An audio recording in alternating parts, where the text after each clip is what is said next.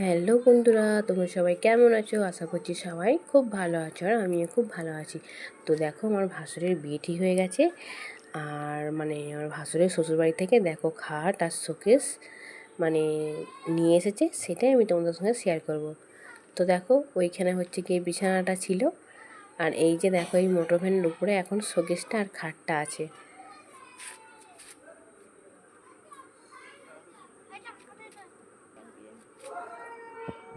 তো দেখো, এই যে সবাই মিলে এখন শোকেসটাকে ঘরে ভরে দিচ্ছে।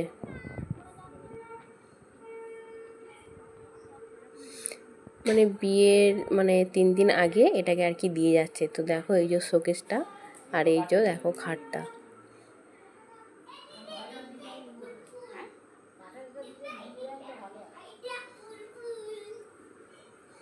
তো এই যে দেখো, এটা বিছানাটা।